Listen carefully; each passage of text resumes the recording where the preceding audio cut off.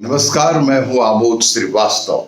Amazing thought, amazing message, amazing information की दिशा में आज एक कदम और आगे। आज के चिंतन का विषय है कि ब्रेन हेमरेज क्या है। आपको ये मेरा वीडियो अच्छा लगे तो लाइक करें, शेयर करें और लाल बटन दबाकर सब्सक्राइब अवश्य करें। साथ ही बेल आइकन दबाना बिल्कुल ना भूलें। आज के चिंतन का विषय ब्रेन हेमरेज अर्थात मस्तिष्क की नसों का फटना। माना कि ब्रेन हेमरेज से कुछ लोग मरते नहीं हैं, लेकिन वे सारी उम्र के लिए अपाहिज और बेबसी वाला जीवन जीने पर मजबूर अवश्य हो जाते हैं। मस्तिष्क की नसों के फटने की वजह से कुछ लोग बच भी जाते हैं, लेकिन बेबसी वाला जीवन जीने के लिए मजबूर हो जाते हैं। प्रश्न यह है कि स्ट्रोक की पहचान कैसे हो, कैसे पता लगेगा कि इस व्यक्ति का ब्रेन हेमरेज हुआ है। बामुश्किल 1 मिनट का समय लगेगा इसे जानने में। न्यूरोलॉजिस्ट कहते हैं कि अगर कोई व्यक्ति ब्रेन में स्ट्रोक लगने के 3 घंटे के अंदर अगर उनके पास यदि चिकित्सक के पास पहुंच जाए तो स्ट्रोक के प्रभाव को पूरी तरह से समाप्त या निष्क्रिय रिवर्स किया जा सकता है।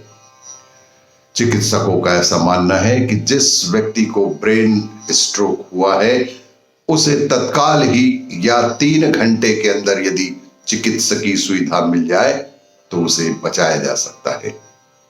उनका मानना है कि सारी की सारी ट्रिक बस यही है कि कैसे भी स्ट्रोक के लक्षणों की तुरंत पहचान होकर मरीज को जल्द से जल्द यानी कि 3 घंटे के अंदर ही अंदर डॉक्टरी चिकित्सा मुहैया कराई जा सके। और बस दुख इस बात का ही है कि हम सभी अज्ञानतावश यह सब एग्जीक्यूट नहीं कर पाते हैं। चिकित्सकीय ज्ञान नहीं होने के कारण हम में से अधिकांश लोग इस ब्रेन हेमरेज या मस्तिष्क के नसों के फटने के लक्षण को नहीं जान पाते हैं और घरेलू उपचार ही करते रहते हैं। मस्तिष्क के चिकित्सा विशेषज्ञों के अनुसार स्ट्रोक के मरीज की पहचान के लिए 3 अति महत्वपूर्ण बातें हैं जिन्हें वे अपनी चिकित्सकीय भाषा में STR कहते हैं। इसका सदैव ध्यान में रखना बेहद आवश्यक है।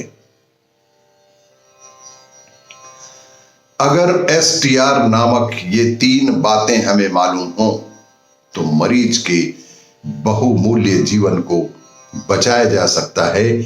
3 घंटे के भीतर उसे चिकित्सकीय सुविधा मुहैया कराई जा सकती है, उसके जीवन की रक्षा की जा सकती है। ये 3 बातें कुछ इस प्रकार हैं।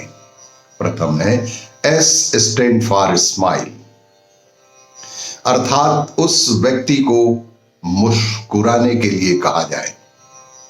जिस व्यक्ति का स्ट्रोक मिला है उसको मुस्कुराने के लिए कहा जाए।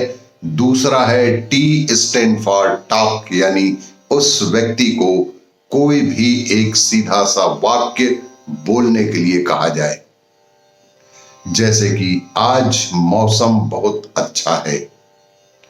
और तीसरा जो महत्वपूर्ण है वह यह कि R stand for race, rage अर्थात उस व्यक्ति को उसके दोनों बाजू सीधा ऊपर उठाने के लिए कहा जाए।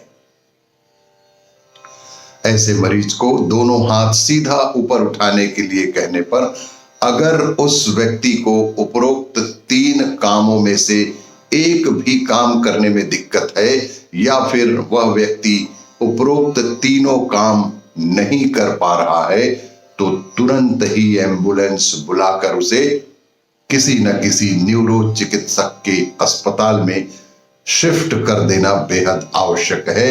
और जो आदमी साथ जा रहा है उसे इन लक्षणों के बारे में बता दें ताकि वह पहले से ही डॉक्टर को इस बाबत खुलासा कर सके कि अभी अभी इस व्यक्ति के साथ क्या हुआ है। इनके अलावा स्ट्रोक का एक लक्षण यह भी है कि वह व्यक्ति उस आदमी को अपनी जीभ बाहर निकालने को कहें, उस व्यक्ति को जीभ बाहर निकालने को कहें। अगर उसकी जीभ सीधी बाहर नहीं आकर किसी भी एक तरफ मुड़ सी रही है तो यह भी ब्रेन स्ट्रोक का एक प्रमुख लक्षण है। इस तरह की जानकारियों से हम किसी न किसी व्यक्ति की जिंदगी बचा सकते हैं। इसी तरह की जानकारियों के लिए देखते रहिए मेरा वीडियो, लाइक करें, शेयर करें और सब्सक्राइब अवश्य करें। धन्यवाद।